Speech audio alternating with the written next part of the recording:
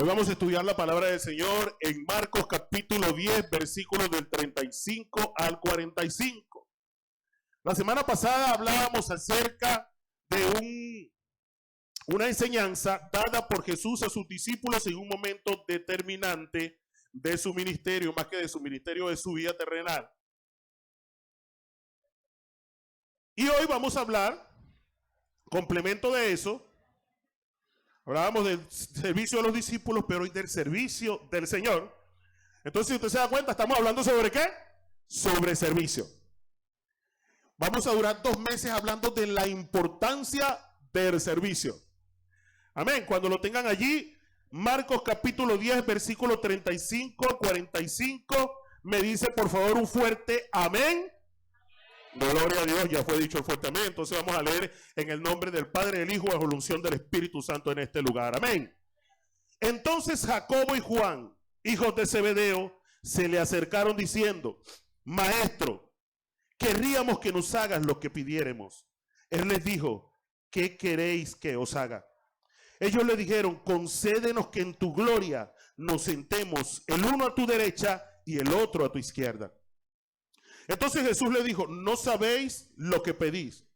¿Podéis beber del vaso que yo bebo o ser bautizados con el bautismo con que yo soy bautizado? Ellos dijeron: podemos. Jesús le dijo: a la verdad, el vaso que yo bebo, beberéis, y con el bautismo con que yo soy bautizado, seréis bautizados. Pero el sentaros a mi derecha y a mi izquierda no es mío darlo, sino a aquellos para quienes está preparado. Cuando lo oyeron, los 10 comenzaron a enojarse contra Jacobo y contra Juan. Mas Jesús, llamándolos, les dijo: sabéis que los que son tenidos por gobernantes de las naciones se enseñorean de ellas, y sus grandes ejercen sobre ellas potestad. Pero no será así con vosotros, sino que el que quiera hacerse grande entre vosotros será vuestro servidor. Y el que de vosotros quiera ser el primero será siervo de todos. Porque el Hijo del Hombre no vino para ser servido, sino para servir y para dar su vida en rescate por muchos. Amén. Padre eterno, Dios todopoderoso, ponemos esta palabra delante de tu presencia. Te pedimos en el nombre de Jesús, Dios, que hables a nuestras vidas, Dios.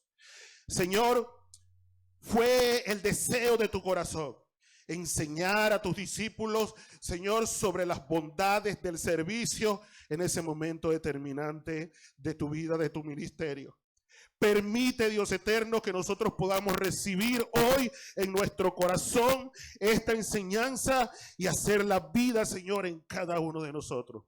Que esto remueva, Señor, nuestro entendimiento, Dios, y que de aquí se levante un ejército de servidores para gloria y honra de tu nombre. En el nombre de Jesús. Amén. La semana pasada el pastor Gustavo nos hablaba acerca de lo enfocado que estaba Jesús. ¿Por qué? Porque Jesús sabía que iba a morir. O sea, Jesús sabía que iba a pasar momentos bien difíciles. Oye, y en vez de hacer, no sé, como la gente por ahí, de pronto te quedan 6 meses de vida. Bueno, yo voy a endeudarme hasta que, porque yo al final, bueno.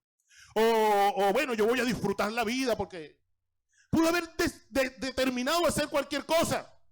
Pero Jesús determinó: oye, yo tengo que darle una enseñanza importante a mis discípulos. Eso nos habla del enfoque del ministerio de Jesús, del enfoque de la vida de Jesús. Ahora, Marcos nos muestra la contraparte. Lo que acabamos de leer ahora, nos está mostrando algo que está pasando entre sus discípulos. Oye, que estaban desenfocados, hermano. Estaban totalmente desenfocados, algunos, si no todos, sus discípulos. Ahora, Marcos capítulo 10, versículo 33-34, los 2 versículos que preceden el texto que estamos trabajando, dice así: he aquí, subimos a Jerusalén, y el Hijo del Hombre será entregado a los principales sacerdotes y a los escribas, y condenarán a muerte, y le condenarán a muerte, y le entregarán a los gentiles, y le escarnecerán, le azotarán y le escupirán en él y le matarán, mas al tercer día resucitará. Wow, Fíjate lo que van en el camino y Jesús les está diciendo esto. Seré traicionado. Si yo fuera el secretario de esa reunión y me toca esa minuta, cónchale. Seré traicionado. Me condenarán a muerte. Se burlarán de mí, vaya anotando allí. Me azotarán. Me escupirán. Me matarán. Yo no sé ustedes, pero yo me hubiese afligido en gran manera. Señor, vas a pasar todo eso. Es más, hermano, yo hubiese sido Pedro. Que el Señor me hubiese dicho, apártate de mí, Satanás, porque yo le hubiese dicho, Señor, no, que no te pase eso, ¿cómo te va a pasar eso? Leía esto y yo decía, oye, entiendo a Pedro. Cuando Pedro le dice, Señor, porque es que ese es el sentimiento que se debe despertar en tu corazón ante alguien que tú amas y que te ama. Oye, te diga, mira, yo voy a pasar por esto, por esto, por esto. No, pero ¿por qué? ¿Cómo vas a pasar por eso? Pero sin embargo, Marco nos muestra que ese no fue el escenario. Marco nos muestra, oye, que sin embargo algunos de sus discípulos, en este caso los hijos de Zebedeo, aunque los otros autores nos muestran que los otros también peleaban por eso. Pero sin embargo aquí nos habla acerca de los hijos de Zebedeo, Jacobo y Juan, que le dicen, maestro, queremos que hagas por nosotros lo que te pidamos. Así como que tenemos cierta autoridad, ya vamos a hablar de eso. Queremos, Señor, que haga lo que nos pida. Mateo también describe cierto apadrinamiento de la mamá en esa petición, ¿no? Ahora, la petición. Concédenos que en tu gloria nos sentemos el uno a tu derecha y el otro a tu izquierda. Señor Rey de Reyes, Señor de Señores. Nombre sobre todo nombre. Y ellos sabían cuál era la figura de Jesús, el Rey eterno, el Rey que se sentaría en el trono de Israel por siempre, por la eternidad. Y ellos, ven acá, Señor, pero yo quiero uno a tu izquierda y uno a tu derecha. Después seguramente iban a pelear por cuál era la derecha y cuál era la izquierda, porque, oye, de pronto según ese lado era más importante, ¿no? La cosa. Pero fíjate, Jesús les anuncia que se va a morir. Es así como que, mira, ve, como que si el papá está por morir, y los hijos saben que el viejo va a morir y van a la clínica. Y le dice, mira papá, nosotros queremos, yo quiero la finca grandotota esa, yo quiero la finca. Y el otro, bueno papá, yo quiero la fábrica, yo quiero la empresa. Y los otros días que se la arreglen. Eso estaba pasando. Yo quiero esta posición. Yo quiero este lugar. Jesús les está diciendo que va a morir y fíjese lo que están viendo ellos. Fíjese lo que hay en su cabeza. O sea, un desenfoque total. Total. Por eso vemos por qué Jesús entonces se toma el trabajo de hacer lo que nos predicó el pastor Gustavo la semana pasada. No. Estos chamos hay que enseñarles. Hay que enseñarles qué es lo prioritario realmente. Y por eso Jesús después cuando están cenando, si lo ve, cuando Jesús está cenando dice, venga acá.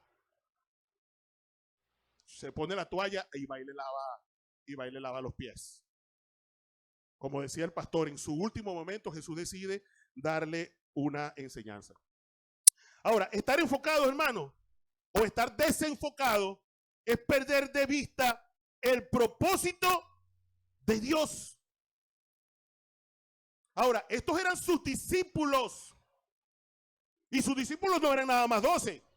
Sus discípulos, Pablo dice que Jesús se le apareció a más de 500 discípulos. Estaban contados por miles porque no se les apareció a todos. Pero esos 12 eran los que estaban más cerca de Jesús. Y eso me llama a mí a la reflexión. Los 12 que estaban más cerca de Jesús estaban peleando por posición, por autoridad. Porque por supuesto esa posición les lleva autoridad sobre los otros. ¿O no? Y fíjense algo, ¿no? Jesús ya les había dicho, en Lucas capítulo 22, versículo 29 al 30, Jesús le dice, mi Padre me dio un reino y yo les doy también la autoridad para reinar conmigo, para que ustedes coman y beban a la mesa en ese reino y se sienten en tronos a jugar a las 12 tribus de Israel. Hermano, eso no es poca cosa. Las 12 tribus de Israel. Y yo les voy a dar a ustedes autoridad, lugares para que ustedes juzguen a las 12 tribus de Israel. Pero ellos hicieron como el muchachito de Tan. No sé cuántos se acuerdan de esa vieja propaganda. El niñito que decía, quiero más. Así hicieron. No, queremos más. Vi alguna cédula caer por ahí. Bueno. Quiero más. Hermano, posición. Habían pasado 3 años con Jesús, pero solo estaban pensando en posición, en autoridad. Ahora, se dice que la madre de ellos que intervino en esta posición, llamada Salomé, se dice, y algunos deducen o asocian, de la relación de los evangelios, que era hermana de María, madre de Jesús. Por lo que Jacobo y Juan entonces serían primos de Jesús. Entonces, ¿qué estamos viendo ahí? Cierto nepotismo. Señor, nosotros somos tu familia, benefícianos. Acomódanos aquí. Querían inducir a pecado a Jesús. A que Jesús, en sus últimos momentos, a que Jesús saliera de su perfección. A que Jesús tuviera favoritismo. Ahora, la Biblia declara, mis amados hermanos, es que nosotros debemos estar enfocados o poner la mira en las cosas de arriba y no en las cosas terrenales. Como lo dice Colosenses capítulo 3, versículos 2 y 3, dice, poned la mira en las cosas de arriba y no en las de la tierra, porque habéis muerto y vuestra vida está escondida con Cristo en Dios. Ahora, usted puede decir, no, pastor, pero que yo estaba poniendo la mira en las cosas de arriba. No, cuando esté allá me quiero sentar aquí, yo me quiero sentar en este lugar. Estaban poniendo la mira en las cosas de arriba. ¿Sí o no? Pero esto lo estaban haciendo de manera errónea. Estaban enfocados en las cosas de arriba de manera errónea. Y eso debe llamarnos a nosotros a reflexión. Yo leí esto y enseguida ya va, ¿cómo estoy viendo yo las cosas de arriba? ¿Qué estoy queriendo con las cosas de arriba? Esto debe llevarnos a reflexionar cuál es nuestra perspectiva del reino o de la vida espiritual.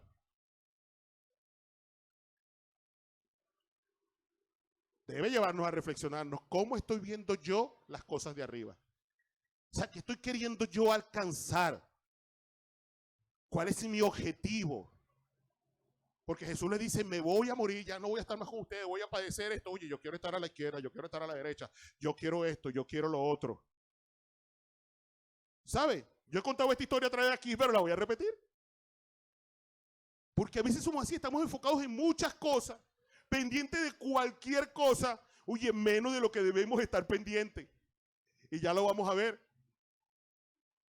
La historia del hermano que le llega a conversarle al pastor, yo me voy de la iglesia porque mira que él hace esto, mira que él hace lo otro, y usted, pastor, yo no sé. Entonces el hombre está viendo cualquier cosa dentro de la iglesia. Está incómodo dentro de la iglesia. Y el pastor le dice, bueno, está bien, hermano. Pero antes de irse, agarre este vaso de agua y le llena el vaso de agua y le dice, camine por toda la iglesia sin que se le bote una gota del vaso de agua. Y el hombre comienza con su vaso de agua a caminar por toda la iglesia, haciendo gran esfuerzo en que no se le botara ni una gota de agua. Enfocado en su tarea. Y su tarea en ese momento era que ni una gota de agua cayera. Llegó donde el pastor, ¿se tomó una gota de agua? No, pastor, no se me botó ninguna. Ahora dígame, cuéntame, ¿qué viste? ¿Qué estaba haciendo la hermana Marta? ¿Qué estaba haciendo María? ¿Qué estaba haciendo José? Oye, pastor, no vi. ¿Por qué no viste? Porque estaba enfocado en el vaso de agua. Yo no sé si ya usted entendió esto. Hermano, tenemos que estar enfocados. Tenemos que estar dentro de la iglesia enfocados. Jesús estaba terminando su ministerio y estaba enfocado. Jesús no estaba pendiente del vestido del uno, de la falda del otro, no. Jesús estaba enfocado. Hermano, y nosotros debemos estar enfocados. Ahora, esta era una tropa imperfecta. como imperfectos somos todos los que estamos aquí. Porque así como ellos tienen cosas, hermanos, peticiones, porque el Señor dice, ustedes piden y no reciben porque piden mal. Dice así la palabra de Dios. Y nosotros seguimos siendo así.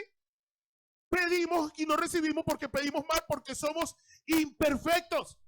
Esta tropa era bien imperfecta, hermano. Yo recuerdo que una vez estaba predicando e íbamos a instalar unos pastores y me toca la predicación. Y desde que yo comienzo a predicar, uno de los pastores que íbamos a licenciar, que le íbamos a entregar su licencia, llora y llora y llora y llora. Y yo estaba predicando sobre Pedro. Estaba predicando sobre Pedro, que si yo hubiese sido, hermano, que me toca escoger, oye, a alguien para que liderara el grupo, para que pastoreara el rebaño, ni loco pienso en Pedro. Conforme a lo que yo estoy viendo en el hombre, yo no, este tipo no sirve. ¿Ah? Este es un hombre de poca fe. Imagínate, dirigir una iglesia a un hombre de poca fe. El Señor le dijo hombre de poca fe porque dudaste. ¿Ah? Este es un hombre que, oye, se le sueltan los clavos. Agarró una oreja y se la cortó al otro. Este es un hombre que negó a Pedro 3 veces, hermano, que negó a Cristo 3 veces. Hermano, o sea, ¿usted cree que es un perfil para ser pastor? Cualquiera dice, no, este no es. Pero si vemos al resto, si no veo, no creo. Bueno, mete el dedo en la llaga, Tomás. Estos estaban peleando por posición. Hermano, desde el punto de vista de nosotros, ninguno lo escogería. Pero Dios utilizó a estos hombres. A Jesús le plació utilizar a esta tropa imperfecta. Pero, ¿sabes qué? En medio de sus imperfecciones, cada uno tuvo que ser procesado para tomar la determinación correcta. Jesús le dijo a Pedro, Satanás ha pedido permiso para zarandearte. Y yo he orado por ti para que tu fe no falte. Y que una vez vuelto, preste atención a esto, y una vez vuelto, establezcas a tus hermanos. Una vez vuelto, y no era solo Pedro el que tenía que volver.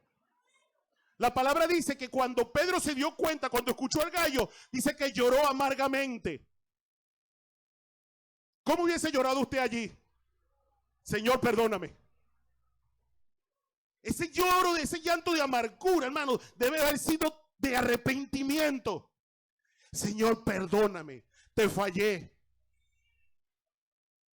Somos imperfectos, pero cada uno de nosotros necesitamos volver. Necesitamos venir delante del Señor. Señor, perdóname. Señor, me arrepiento. Señor, aquí estoy. Para que como Jesús usó esa tropa imperfecta, nos pueda usar a cada uno de los que estamos aquí. ¿Cuántos lo creen? Gloria al Señor. Gloria a Dios.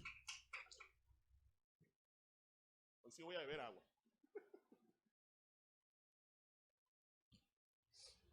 Ahora, Jesús le dice,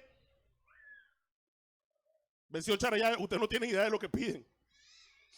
No tienen idea de lo que están pidiendo. ¿Acaso pueden ustedes beber de la copa que yo beberé? ¿O ser bautizado con el bautismo con que yo seré bautizado? ¿Sabe qué dijeron ellos? Yes, claro que yes. Claro que sí podemos. Ah, ¿qué tal? Yo digo, oye, estos son cabezones, ¿vale? ¿Ah? Jesús les había dicho todo lo que ellos van a pasar. Jesús les había dicho todo lo que ellos iban a pasar. Bueno, pero Jesús en ningún momento ha dicho que lo vamos a pasar nosotros. No, sí, Señor, sí. Sí podemos. Y el Señor le dice, ah, bueno, sí. Sufrirán. Beberán de la copa que yo voy a beber y serán bautizados con el bautismo que yo voy a... Vamos a leerlo por aquí. Déjame buscarlo.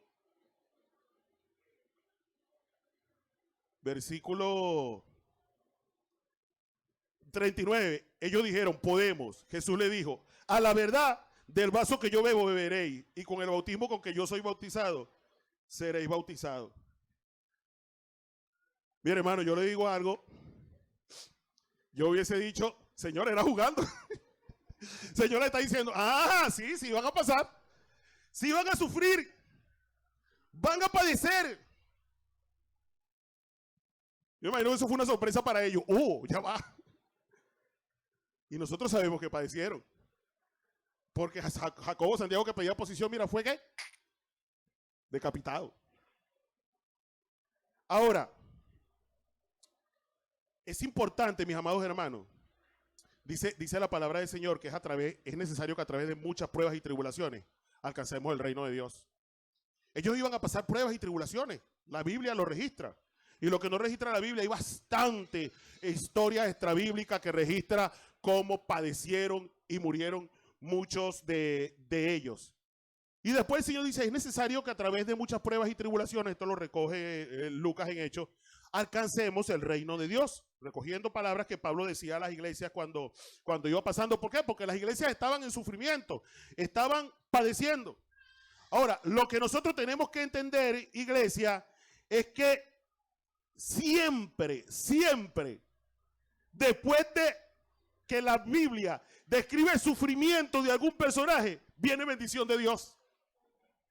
Viene bendición de Dios. Y esto no es un mensaje positivista. Abraham rogó casi toda su vida por un descendiente. Eso es un padecimiento. Eso es un sufrimiento. Señor, quien me va a heredar es el siervo Eliezer. Pero después de eso, el Señor le da por herencia a las naciones. Jacob fue por una esposa. Pero tienes que trabajar 7 años, nada fácil. Tienes que trabajar 7 años para que tengas a tu esposa, a Raquel. Y trabajó 7 años, hermano. Menos mal que no nos toca. Iba a decir algo, pero no lo dije. Pero 7 años, hermano, para obtener la esposa. Y resulta que después le dan a la que no es. Y le dicen, son 7 años más. 14 años, hermano. Para poder estar con la mujer que amaba. Pero ¿sabes qué? Cuando él sale de casa de Labán, hermano, sale rico.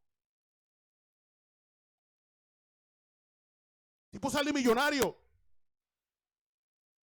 Y no solamente eso, hermano, que es sobre quien está la bendición de Dios. De él provienen las tribus de Israel. Y así podemos seguir contando, mis amados hermanos. El mismo José en Egipto sufrió, padeció, y después ¿qué pasó? Oye, el número 2 de Egipto. Por encima de él solamente Faraón. Los israelitas, 400 años, más de 400 años como esclavos en Egipto. Y al salir, hermano, salieron ricos. Porque Dios puso que la gente le diera sus prendas. Y no solamente la riqueza material, sino, hermano, que empezó a caminar la presencia de Dios con ellos en una columna de fuego y en una nube. Sadrach, Mesach, Abednego. Nos predicaba Jimmy el miércoles. Metidos al horno de fuego, y cuando salieron, Dios los engrandeció. Y no solamente, sino que Nabucodonosor reconoció al Dios de Sadrach, Mesach y Abednego. Daniel en el foso de los leones, lo mismo. Los discípulos en la barca. Me impacta cómo el evangelista describe eso. Dice que ellos iban a una tormenta, Jesús iba durmiendo, ellos despiertan a Jesús. Jesús reprende el viento, reprende los mares, y después utiliza una palabra, hermano, se hizo una grande bonanza. Una cosa espectacular. Yo imagino esas aguas cómo se calmaron, porque dice una grande bonanza, esos resplandecientes. No solamente fue que calmó todo, sino que hizo una grande bonanza. Y pudiéramos hablar muchos más ejemplos que están en la palabra del Señor, hermano, de que las aflicciones de nosotros no son sin propósito. Como bien lo dijo Job, Job entendió que no había despropósito alguno en sus aflicciones. Y si usted dice, oye, pastor, pero yo no sé cuánto tiempo orándole al Señor por esta enfermedad, llorándole al Señor por esto, y Dios no me bendice. Le voy a decir algo. Romanos 8:18. Es un pasaje que lo tengo en el fondo de mi corazón. Las aflicciones de este tiempo no se comparan en nada con la gloria venidera que en nosotros ha de manifestarse. Si hay aflicción, si hay sufrimiento, hermano, por causa de Cristo, tenga la seguridad de que le espera una gloria inimaginable. Den un aplauso al Señor si usted lo cree.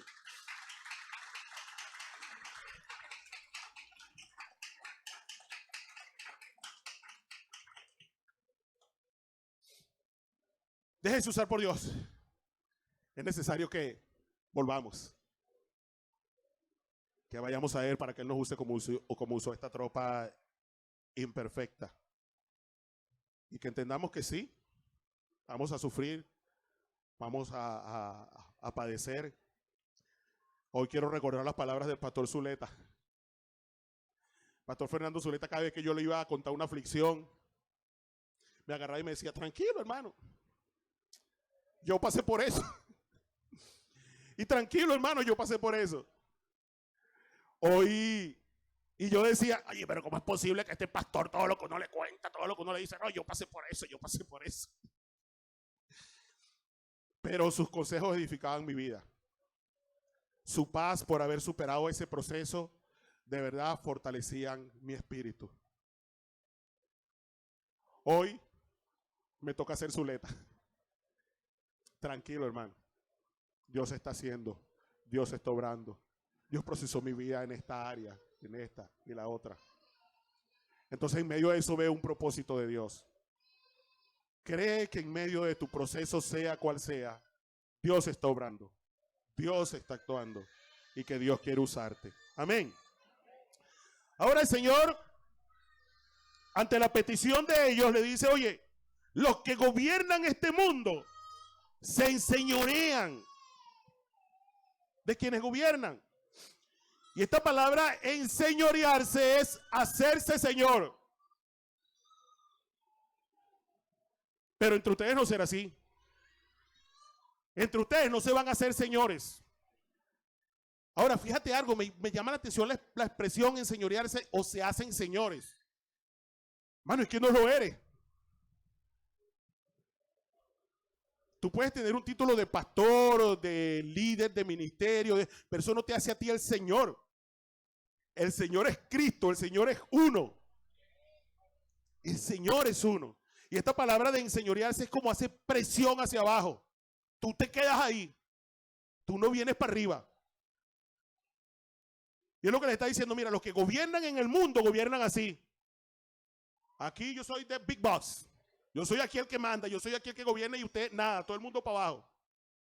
¿Es así o no es así? ¿Así? Así gobiernan los líderes terrenales, los líderes de las naciones. Eso lo dijo Jesús y si eso lo dijo yo lo creo. Se lo firmó, así es. Se hace, señores. Ahora, entre los discípulos no será así. Voy a leer el texto. Me cerró.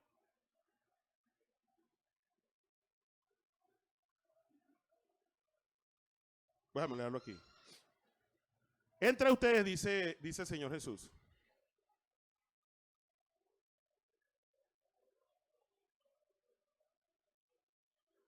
Ok.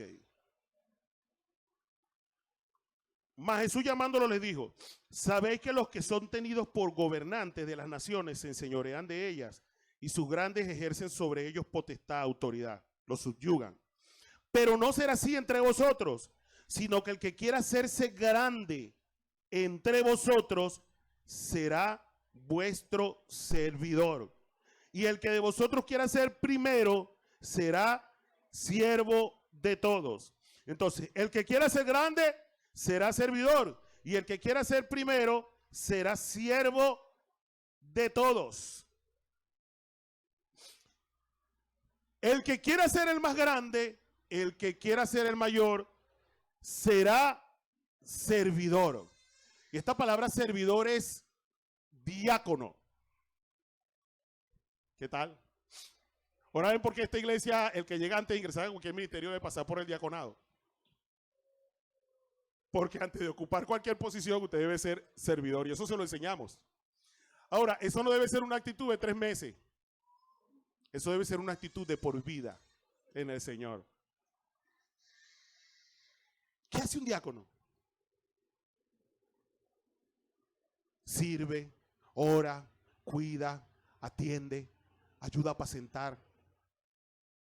Es un trabajo amplio, pero siempre dispuesto, tiene su vida entregada al servicio. Y el Señor le está diciendo, el que quiera ser el mayor tiene que ser eso. Es servir. Hoy quiero reconocer a mi pastor Alexander. Una de las grandes enseñanzas que me dio, estábamos en un evangelismo en Matalinda, recuerdo esa actividad. Y terminó la actividad evangelística, terminamos y la gente empezó a irse.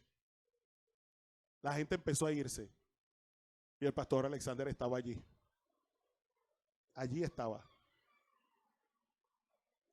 El pastor Alexander se fue cuando se cargó en la camioneta el sonido para ir a llevarlo. Hasta lo último se quedó sirviendo. Porque la actitud de quien desea ser mayor debe ser la actitud de servidor, la actitud de siervo. Si hay una actividad de servicio, hermano, los primeros que debemos estar allí somos los pastores y los líderes de cada ministerio, los ancianos, como conversábamos en estos días.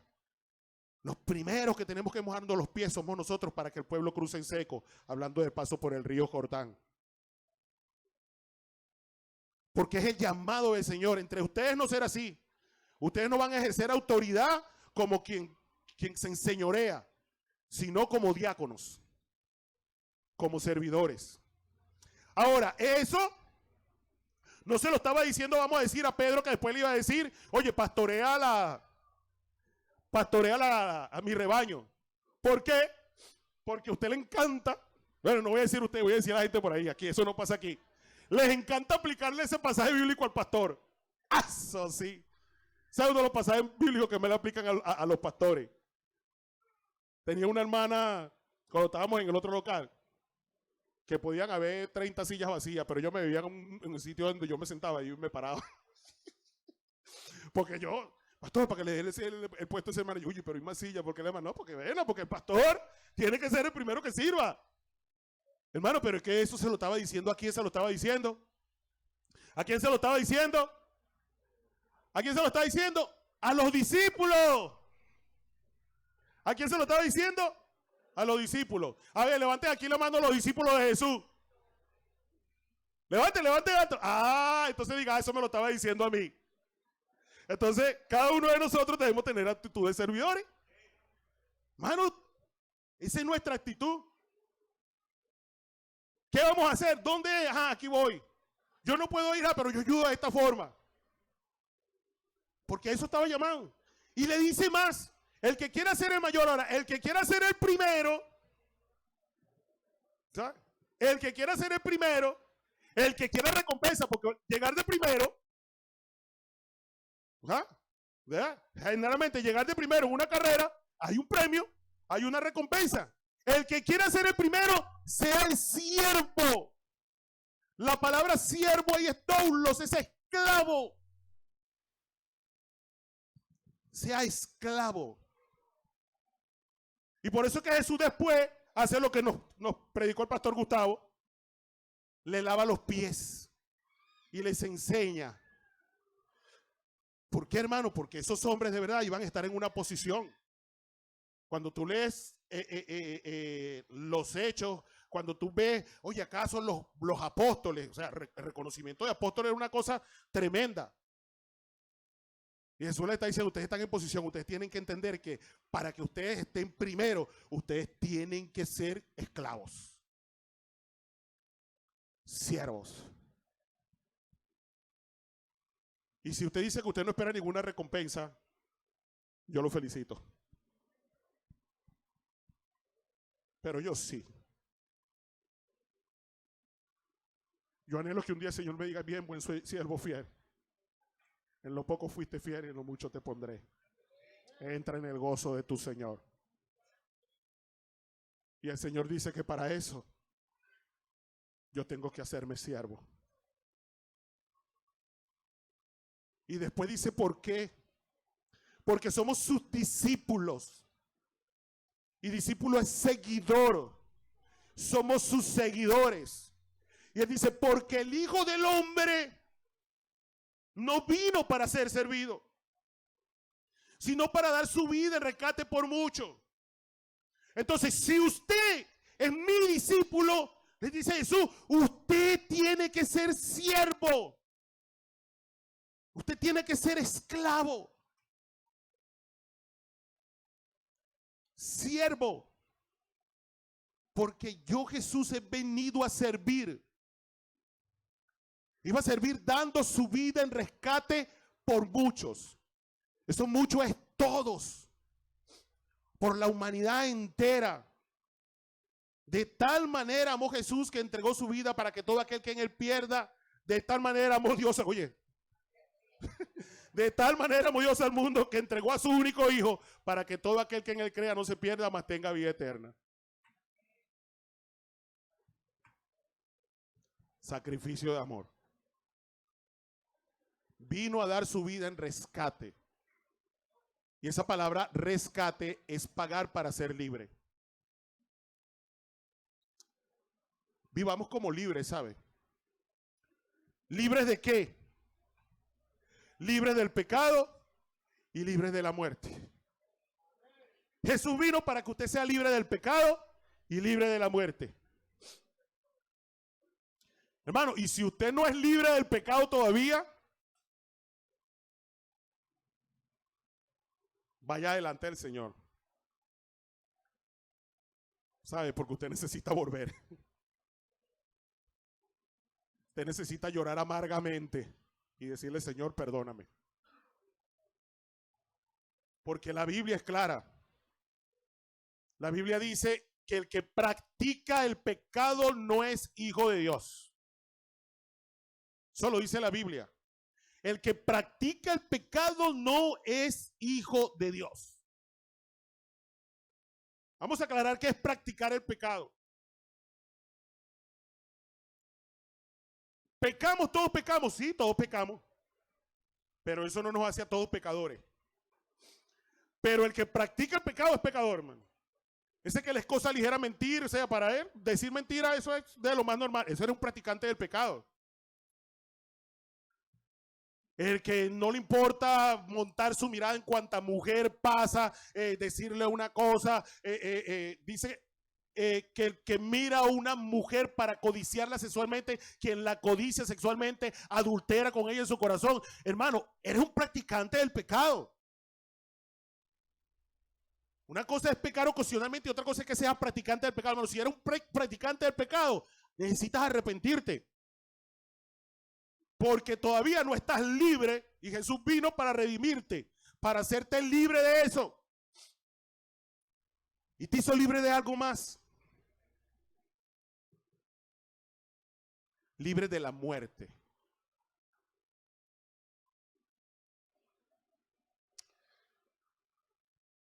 Cuando yo recuerdo esto, que soy libre de la muerte, que soy libre de la condenación eterna,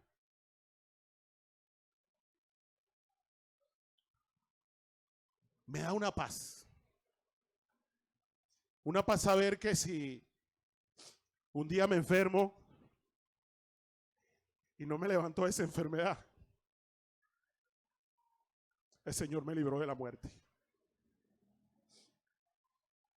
He escuchado a un predicador decir que una de las cosas por las que más sufre la gente es por el miedo a la muerte. Cuando la gente se enferma, más que la sintomatología como tal, es el miedo a la muerte. Pero Jesús nos libró de la muerte. Somos libres de eso. Como dice el apóstol Pablo, sorbida es la muerte en victoria. O sea, la muerte para nosotros fue succionada, así como sorbida por un pitillo. El Señor la jaló y ya no existe. El día que yo parta de esta tierra, no muero. No voy a poner ejemplo de más nadie para que no haya decir sape gato. Pero es así, porque la muerte por Jesús fue sorbida. Porque Él sirvió al punto de dar su vida por mi vida, de dar su vida por tu vida. Ponte de pie, iglesia, por favor.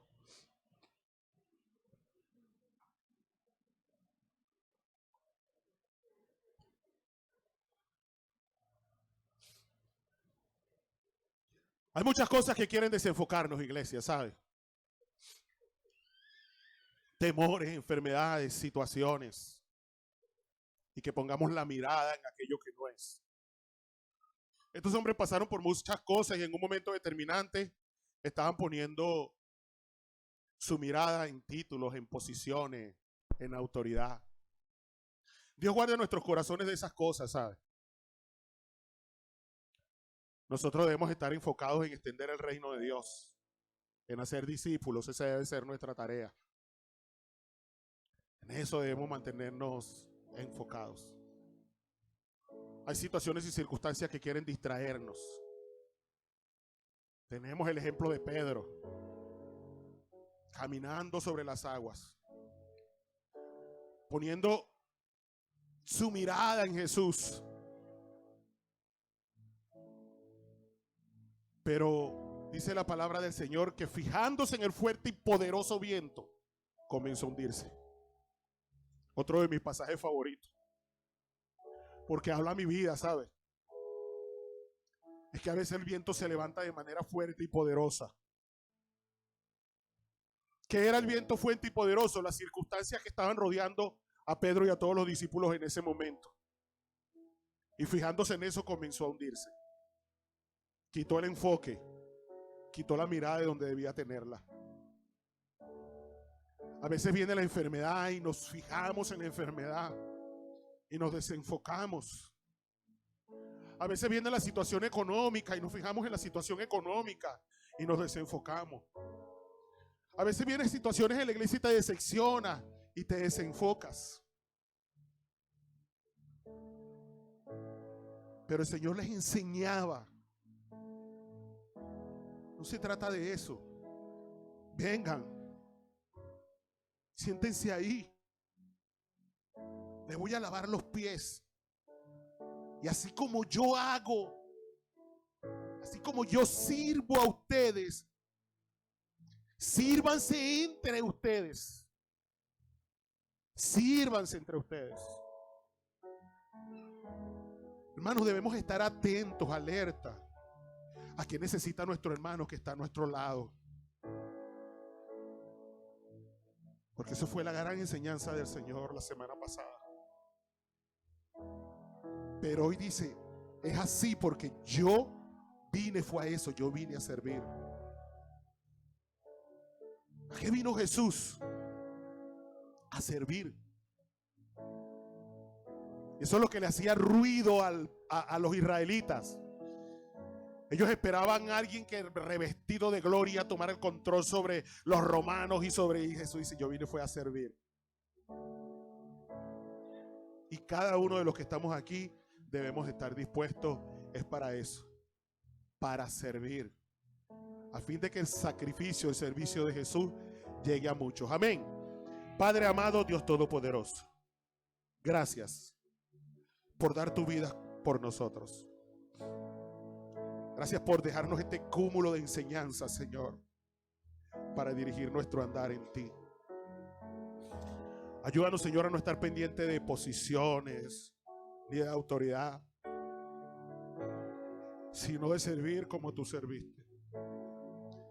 Danos la fuerza espiritual, mental y física para hacerlo. Danos, Dios, los recursos para hacerlo. Pero ayúdanos, Espíritu de Dios, a mantenernos enfocados en hacer tu voluntad. En el nombre de Jesús. Amén. Dios le bendiga, iglesia.